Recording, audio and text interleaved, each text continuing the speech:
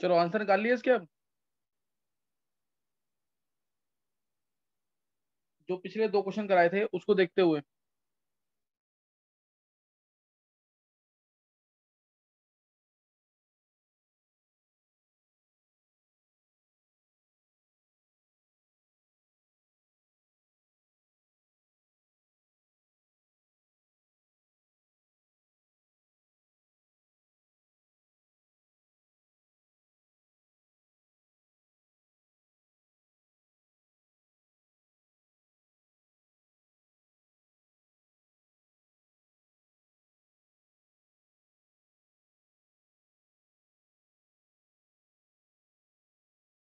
Minus यहाँ पे F minus electron देगा एस में, पी में, तीनों पी में देगा, और दो डी में देगा, क्योंकि 6 है टोटल एफ नेगेटिव, 6 जगह इलेक्ट्रॉन देंगे, तो इसलिए हाइब्रिडेशन आ गई sp3d2। हाइब्रिडेशन sp3d2 आ गई।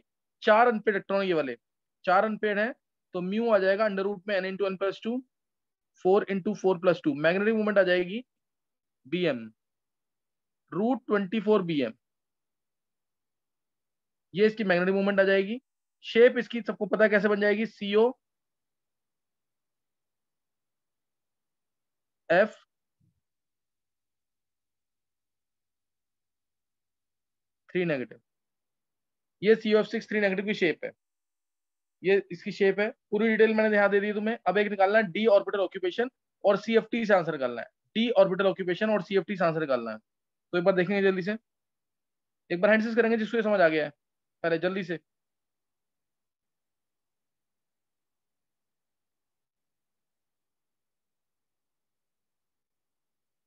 जानवी, आर्यन, नव्या, आन्या, नित्या, नयन, अर्नव, युविका, छवि, बॉबी, प्रिया, मयंक, कनिष्क, मयंक, आर्यमन, हिमांशु। डाउट है तो पूछ सकते हो दोबारा। चलो ये तुम्हें समझ आ गया इसका मतलब। अब इसके अंदर मैं आंसर निकाल रहा हूं CFT से। CFT से सेम क्वेश्चन। CFT से कैसे करेंगे ध्यान देना। ये यहाँ पे CO3+ है ग्राउंड लेवल पे, पांचों की एनर्जी एक साथ बढ़ेगी। इसके बाद ये स्प्लिट हो जाएगा दो के अंदर, ऊपर दो, नीचे तीन, नीचे T2G लेवल, ऊपर EG। इसको थोड़ा सा और छोटा कर देते हैं ताकि समझने दिक्कत ना आए। ये दो, ये EG लेवल, दोनों में डिफरेंस डेल्टा O का, ऊपर 0.6 डेल्टा O, नीचे -0.4 डेल्टा O। डायग्राम आना जरूर आना चाहिए इसका। CFT स्प्लिटिंग करना जरूर आना चाहिए इसका। तो ये T2G लेवल है, ऊपर EG लेवल है। EG में आते हैं हमारे dx2 y2 dz2, और T2G में आएंगे dx5 yz और xz। अब इलेक्ट्रॉन CO3+ था, 6 इलेक्ट्रॉन भरने हैं, आर्गन 3d6 है, 6 इलेक्ट्रॉन भरने हैं। पहला इलेक्ट्रॉन इधर, दूसरा इधर, तीसरा इधर। क्योंकि ये वैल्यू कम है, लिगेंड वीक है, इसे चौथा इलेक्ट्रॉन ऊपर आएगा, पांचवा भी ऊपर, छठा नीचे, छठा नीचे आएगा। तो यहाँ पे 4s, 4p, और लास्ट में आ गया 4d।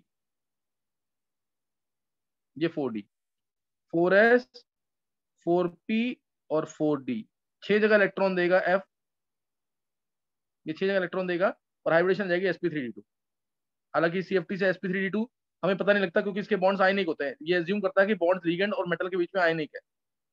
मैं निकालना सिखा रहा हूँ, लेकिन ये करेक्ट नहीं है, इससे निकाल सकते हो तुम। और अब इसका डी ऑर्बिटल ऑक्यूपेशन यानी कंफिग्रेशन क्या होगी, डी ऑर्बिटल ऑक्यूपेशन इससे निकलता है। वो क्या होगा, T2G4 EG2।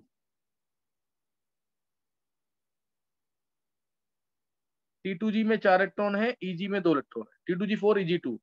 दूसरा इसकी CFSE वैल्यू, 4 इलेक्ट्रॉन नीचे हैं, ये 4 इलेक्ट्रॉन नीचे हैं, एक की एनर्जी -0.4 डेल्टा O, तो -1.6 डेल्टा O आ जाएगा। 2 इलेक्ट्रॉन ऊपर हैं, एक की एनर्जी 0.6 डेल्टा O, तो +1.2 डेल्टा O। 2 इलेक्ट्रॉन है ऊपर, तो -0.4 डेल्टा O आएगा। कोई पेयरिंग एनर्जी नहीं आएगी, क्योंकि हमने किसी को भी जबरदस्ती पेयर अप नहीं कराया है, कोई नए पेयर नहीं बने हैं। तो ये आंसर आएगा -0.4 delta O, -0.4 delta O। CFSE value होगी COF6 3 नेगेटिव की। अब एक बार हैंड सेस करेंगे जिसको ये समझ आ गया है। जिसको डी CFT से भी समझ आ गया। जानवी, आर्यमन, मयंक, आर्यन, बॉबी, नव्या, अन्य, नित्या, अर्नव, छवि, कनिष्क, नयंत, युविका, प्रिया। डाउट है किसी को, पूछ सकते हो। चलो ये तो मैं समझ आ गया, ये मान रहा हूँ यहाँ पे। अब नेक्स्ट जो है, नेक्स्ट था हमारा MnCN6 3 नेगेटिव। ये क्लियर हो गया यहाँ पे। D orbital occupation, CFSE value निकालना, ये सब आना चाहिए। अब है MnCN6 3 नेगेटिव।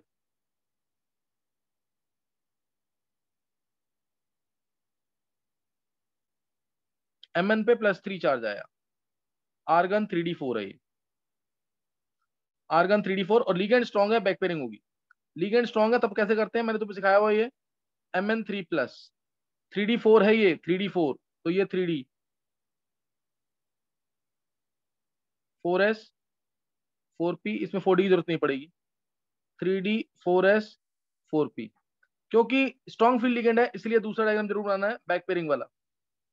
बैक पेयरिंग वाला 4 इलेक्ट्रॉन थे, 1 2 3 4। अब इसमें यहाँ पे बहुत इंपॉर्टेंट चीज है कि 4 इलेक्ट्रॉन बैक पेयर नहीं होंगे। मैंने तुम्हें कहा था इसका डायग्राम जब भी आएगा तो हमेशा 2d को अलग कर देना, T2G अलग, ये 2d अलग कर दो। ये T2G था, थोड़ा सा दिमाग में रखना है, CFT को भी, ये EG था। तो 2d को मैं अलग कर दिया, 4 इलेक्ट्रॉन है, पहले T2G भरा जाएगा, यानी 1 2 3, और यही इलेक्ट्रॉन एक ही बैक पेयर होगा, यानी यही इलेक्ट्रॉन इधर जाएगा बस। बाकी दो बैक पेयर नहीं होंगे, उनको बैक पेयर नहीं करना है, ध्यान रखना चीज का। उन दोनों को बैक पेयर नहीं करना, क्यों नहीं करना, ये CFT से पता लगता है, लिमिटेशन है ये VBT की। तो यहाँ पे आ गया, 2 इलेक्ट्रॉन यहाँ पे आएंगे, CN- देगा, 2 इलेक्ट्रॉन यहाँ देगा, 2 यहाँ देगा, और 2 2 2 यहाँ देगा। हाइब्रिडेशन आ गई D2sp3, D2sp3, D2sp3 आ गई, और मैग्नेटिक मूवमेंट आएगी 2 अनपेड इलेक्ट्रॉन की वजह से, √8, अंडर रूट में 2 × 2 + 2, √8 bm, √8 bm, ये मैग्नेटिक मूवमेंट आ जाएगी। सही ना, √8 bm मैग्नेटिक मूवमेंट आ गई। शेप तुम बना लोगे, ऑक्टाहेड्रल शेप बनेगी। हाइब्रिडेशन D2sp3 है, इनर ऑर्बिटल कम्प्लेक्स है, लो स्पिन कम्प्लेक्स है, बैक पेयरिंग हुई है ना, तो इसलिए लो स्पिन कम्प्लेक्स है। बैक पेयरिंग हुई है इसलिए लो स्पिन कम्प्लेक्स है, इनर ऑर्बिटल कम्प्लेक्स है, हाइपर लिगेटेड कम्प्लेक्स है ये। सारी डिटेल दे दी है इसके अंदर। अब अकॉर्डिंग टू CFT, वो मैं डायरेक्ट दिखा रहा हूँ। CFT, ये 5 ऑर्बिटल, डायरेक्ट मैंने एवरेज एनर्जी लेवल वाला लिया है। ये 5 ऑर्बिटल, ये 2 ऊपर, 3 नीचे, इलेक्ट्रॉन 4 भरे जाने हैं, एक यहाँ पे, दूसरा यहाँ, तीसरा यहाँ पे।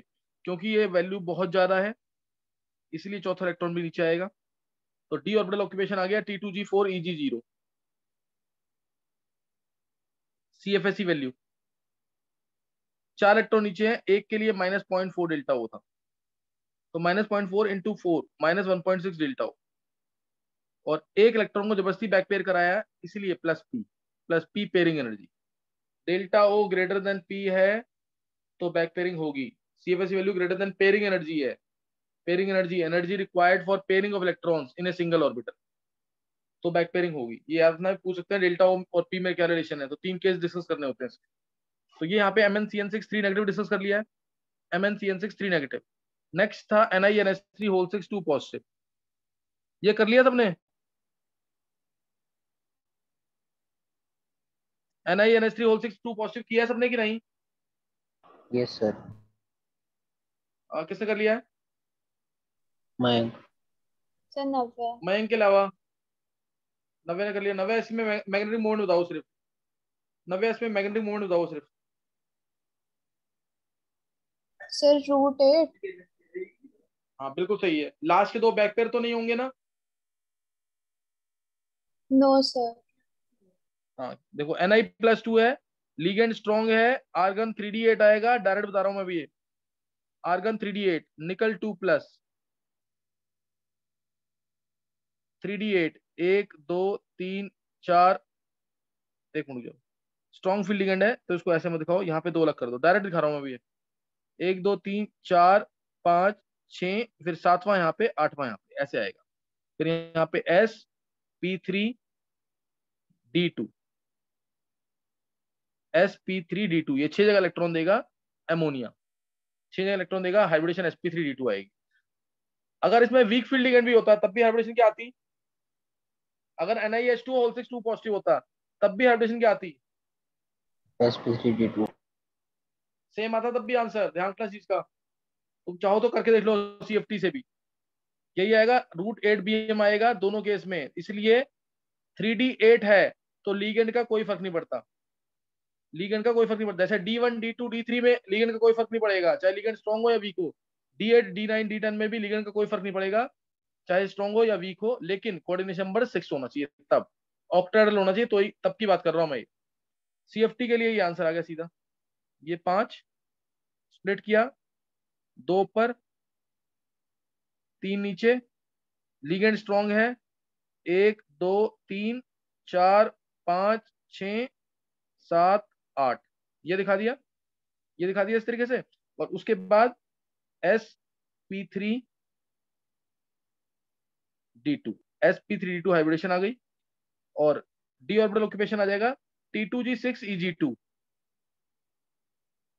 इसमें T2G भी सिमेट्रिकली फील्ड है क्योंकि फुल फील्ड है ये, और Eg भी सिमेट्रिकली फील्ड है।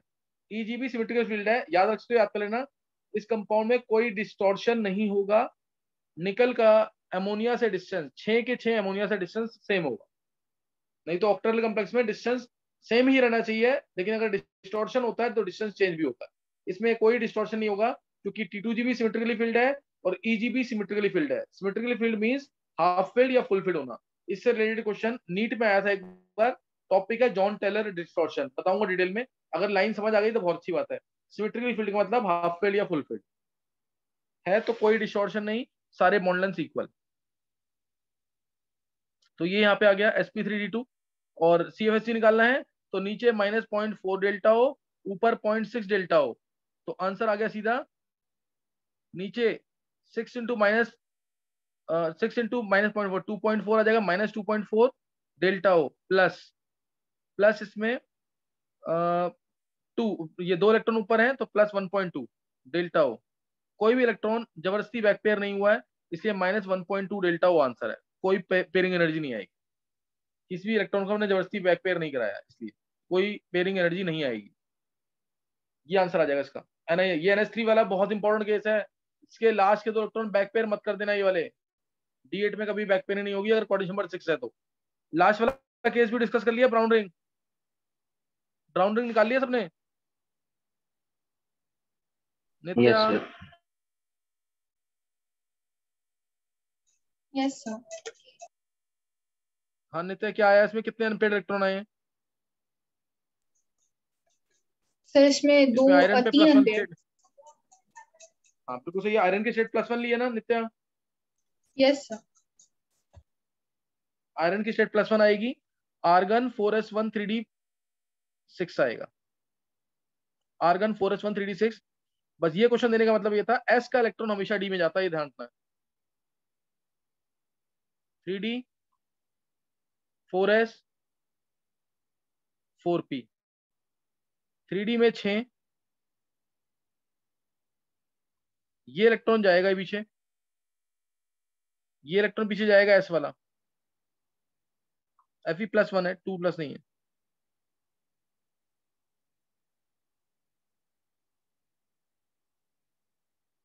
एक, दो, 3 4 5 6 7, ये 4s का इलेक्ट्रॉन हमेशा पीछे जाता है, तो sp3, ये D के 5 लेने हैं, सही ना, sp3d2, ये आंसर आ जाएगा sp3d2। मैग्नेटिक मोमेंट 3 के, ये IIT में क्वेश्चन पूछा हुआ है, एक तो आयरन की स्टेट पूछते हैं इसके अंदर, NO+1 वाला है, और दूसरा इसमें मैग्नेटिक मोमेंट 3 अनपेड इलेक्ट्रॉन की वजह से आएगी, √3 × 3 + 2 √15 BM। शेप ट्राई कर लेंगे इसकी, सही ना, शेप ट्राई कर लेना। अब इसमें देखो, पहले तो बैक पेयरिंग क्यों नहीं हुई, क्योंकि एक लिगेंड स्ट्रॉन्ग है 5 वीक है। अगर SFL ग्रेटर देन WFL है तो स्ट्रॉन्ग फील्ड लिगेंड मानना है, this implies strong field ligand. अगर WFL ग्रेटर देन SFL है, वीक फील्ड लिगेंड मानना है।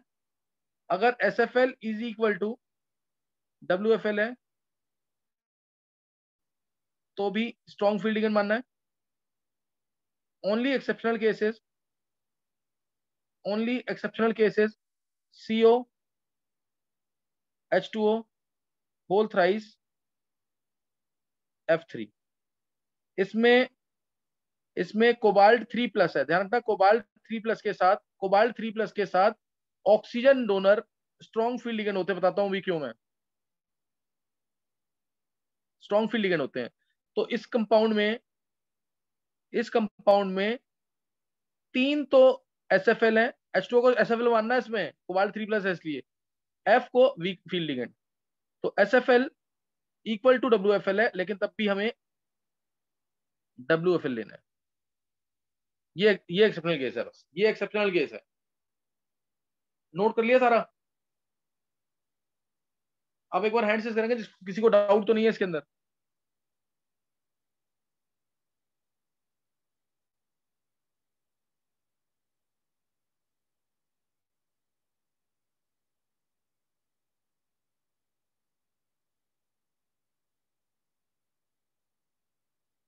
आन्या, आर्यमन, हिमांशु, आन्या,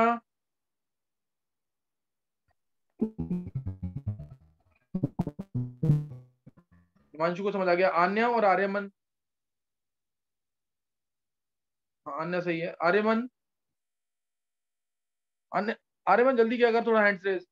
देखो अब ये समझ आ गया ना। अब मैं जो एग्जांपल दूंगा वो इंपॉर्टेंट एग्जांपल है, ध्यान देंगे। जैसे मैंने तुम्हें दिया अब से CO, इसमें ले लेते हैं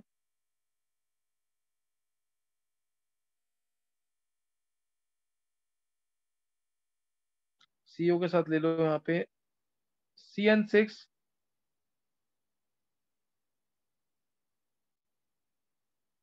4 नेगेटिव। एक ये डिस्कस करना है, इंपॉर्टेंट केस है इसलिए। ये एक इंपॉर्टेंट केस है, इसको ट्राई करो। इसका मैग्नेटिक मोमेंट निकालना है और हाइब्रिडेशन, हाइब्रिडेशन ज्यादा इंपॉर्टेंट है।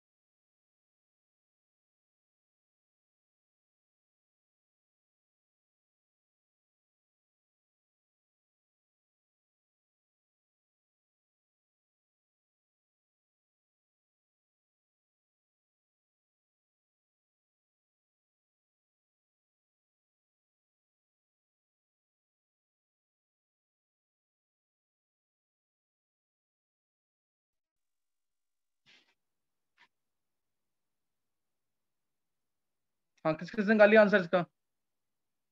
आर्यन,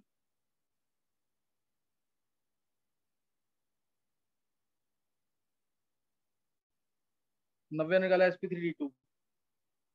हाँ, ये अब ये बहुत इंपॉर्टेंट केस है, ध्यान देना, इधर एक नया टॉपिक पढ़ेंगे। sp3d2 आंसर नहीं है इसका, किसी और ने निकाला है ये?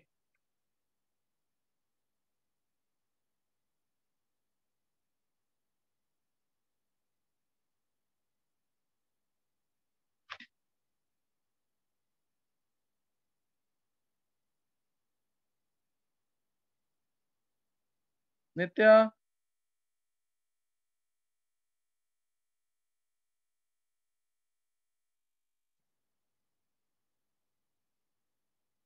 आन्या, छवि, निकाला किसी ने आंसर इसका?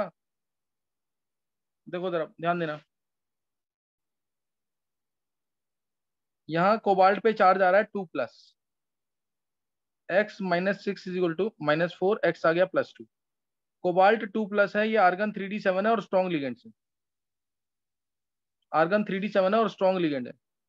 तो इसको पहले तो कोबाल्ट 2+, तुमने ये लिख दिया सीधा, 3d7 है, स्ट्रॉन्ग लिगेंड है, डायरेक्ट लिख रहा हूं मैं, 1 2 3 4 5 6 स्ट्रॉन्ग लिगेंड है। और सातवां इलेक्ट्रॉन इधर आएगा, ये आया 4s, ये 4p, ये 4d, 4s 4p 4d, और ये आया यहाँ पे 3d, ये यहाँ पे 3d आ गया। अब इसमें जो ये इलेक्ट्रॉन है, ये अकेला इलेक्ट्रॉन जो है, ध्यान देना, कोबाल्ट 2+, साथ में strong ligand Cn-। Strong ligand का काम होता है वो सेंट्रल एटम के न्यूक्लियस के पास जाने की कोशिश करता है। स्ट्रॉन्ग फील्ड लिगेंड का काम होता है स्ट्रॉन्ग बॉन्ड बनाना सेंट्रल एटम के साथ, और ये लिगेंड के पास जाने की कोशिश करेगा। जब ये लिगेंड के पास जाएगा तो लिगेंड जो सेंट्रल एटम के डी इलेक्ट्रॉन्स हैं उनके साथ उनको पेयर कर देगा। अगर बैक वो अगर सिंगली फील्ड है तो उनको बैक पेयर कर देगा। और कई बार ये क्या करता है कि जो अकेला इलेक्ट्रॉन बच जाता है, जैसे कोऑर्डिनेशन नंबर 6 में 3d7 के अंदर अगर स्ट्रॉन्ग फील्ड लिगेंड आता है, कोऑर्डिनेशन नंबर 6 में 3d7 में अगर स्ट्रॉन्ग फील्ड लिगेंड आता है, तो वो इस इलेक्ट्रॉन को रिपेल करेगा। लिगेंड के इलेक्ट्रॉन्स डी इलेक्ट्रॉन के साथ रिपल्शन क्रिएट करेंगे, इसको रिपेल करेंगे, रिपेल करेंगे तो इसकी एनर्जी बढ़ जाएगी, और ये एक्साइट होकर के ना जहां इसको पहली खाली जगह मिलेगी वहां चला जाएगा, तो यहाँ पे आ जाएगा डी, 4d के अंदर एक्साइट होकर। Strong field ligand central atom के न्यूक्लियस के पास आने की कोशिश करेगा, जिसकी वजह से वो बैक पेयर कर देगा, इलेक्ट्रॉन्स को बैक पेयर करेगा, साथ में ये अनपेयर्ड इलेक्ट्रॉन को D7 के अंदर, अनपेयर्ड इलेक्ट्रॉन को D7 के अंदर इतना रिपेल करेगा कि वो एक्साइट होकर के पहली खाली जगह पे चला जाएगा। क्योंकि यहाँ तो Cn के इलेक्ट्रॉन आ गए, यहाँ दो जगह Cn के इलेक्ट्रॉन आ जाएंगे, अब क्योंकि इलेक्ट्रॉन इधर चला गया है, तीसरी इधर 3d 4d में दो जगह यहाँ आएंगे Cn के इलेक्ट्रॉन, एक यहाँ आएगा, एक यहाँ, एक यहाँ, एक यहाँ, ये ऐसी ये खाली जगह, सॉरी इसमें दिखाना D2sp3, यहाँ आएगा इलेक्ट्रॉन, रहेगा अनपेयर्ड ही, आयनाइज नहीं हुआ है, एक्साइट हुआ है इलेक्ट्रॉन, आयनाइज नहीं हुआ है, एक्साइट हुआ इलेक्ट्रॉन। समझ आ गया कि नहीं ये case? This is called as transference of electron, नया टॉपिक है ये। D7 में होता है, D7SFL है, D7SFL है तो ट्रांसफेरेंस होगा, ट्रांसफेरेंस ऑफ इलेक्ट्रॉन होगा, कहां पे होगा? 4d में। ऐसे ही D9 है, SFL है, D9 है, SFL है, ये कोऑर्डिनेशन नंबर 6 में हुआ है, कोऑर्डिनेशन नंबर 4 में भी होगा, D9 है, SFL है, SFL है तो ट्रांसफेरेंस होगा।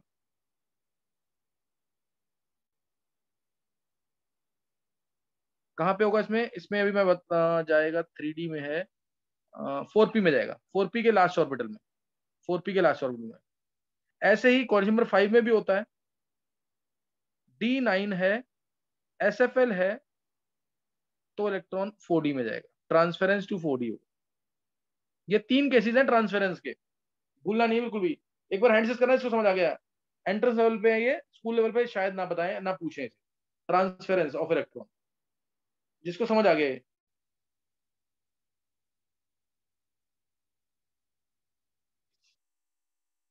अच्छा, अब तुम में से किसी ने भी क्या इसका आंसर सही निकाला था?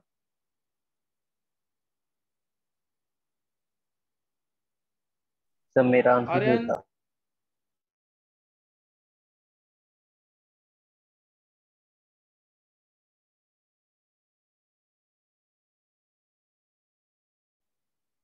हाँ मैं, चलो ये टॉपिक समझ आ गया। अच्छा ये इंपॉर्टेंट टॉपिक है, इसको छोड़ना नहीं, क्योंकि इंपॉर्टेंट चीज थी, काफी जो बताया अभी। ट्रांसफरेंस ऑफ इलेक्ट्रॉन्स कोबाल्ट 2+ में होगा, 3d7 के अंदर होगा अगर स्ट्रॉन्ग फील्ड लिगेंड है, 3d7 में होगा स्ट्रॉन्ग फील्ड लिगेंड है।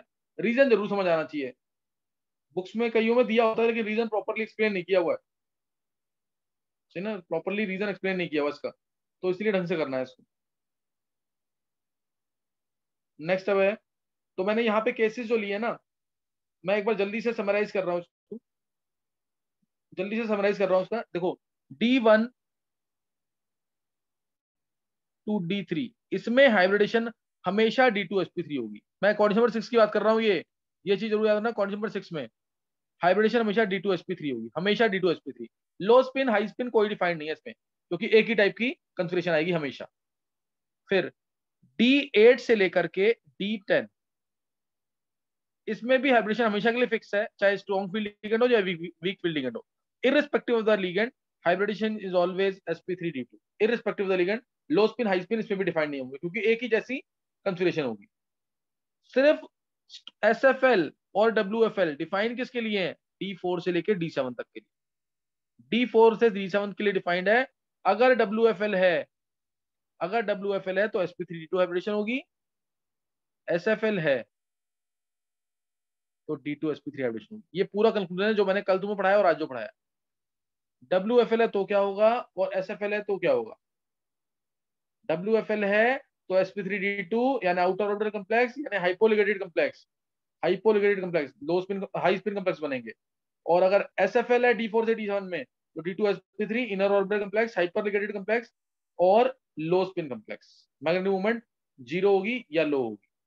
अब एक बार हैंडसेस कर देंगे जिसको पूरा कंक्लूजन समझ आ गया। ये D7 का केस मत भूलना, D7 अभी मैं एक्सेप्शन दूंगा, एक्सेप्शन टू VBT।